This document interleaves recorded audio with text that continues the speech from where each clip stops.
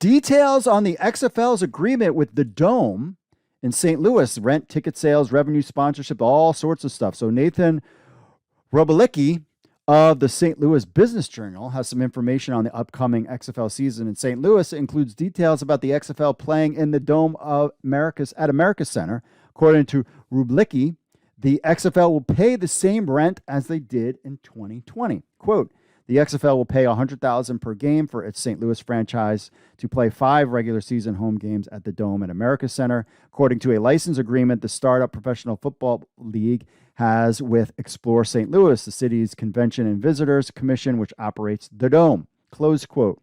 The XFL and the Dome at America Center agreement are for 3 years.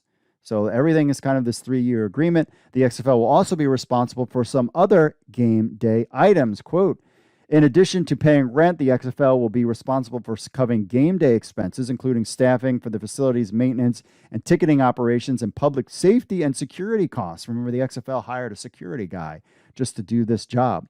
Explore St. Louis will provide the XFL with turf installation. Good. I'm glad you're paying the turf installation. Lighting for the game, that would be kind of messed up. Game level lighting during the football games, heating and cooling, and free public internet access during the game. Well, that's good. I'm going to games, man, and you go into stadiums and you can't get a signal because there's so many phones at one location.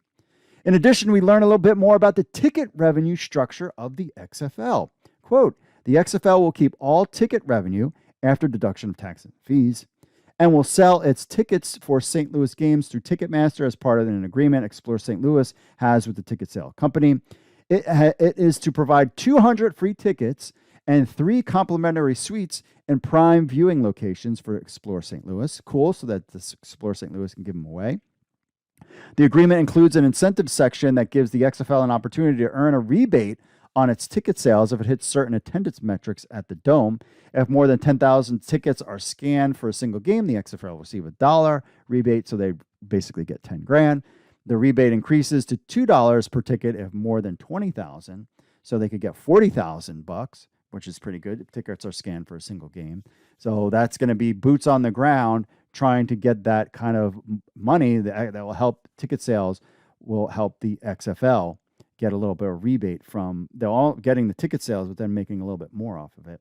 The XFL will also be able to sell in-game sponsorship deals and keep 100% of the revenue. So they can do any kind of sponsorships they want. And this is probably the same thing that's going to be with a lot of the other stadium deals. It's kind of this kind of incentive base. The article also talks about XFL merchandise during the games, who will handle concessions, and what the St. Louis Rams paid per game back in the day. So if you want to check out more of the article, you just head over to St. Louis Business Journal or XFL News Hub. You click on the link there. But those are the details of the agreement with the Dome in St. Louis. Some very interesting things there. You see how complicated it is to start up a league. But luckily, the 2-point era laid the groundwork, and these guys just have to pick up the ball and just keep running and make adjustments.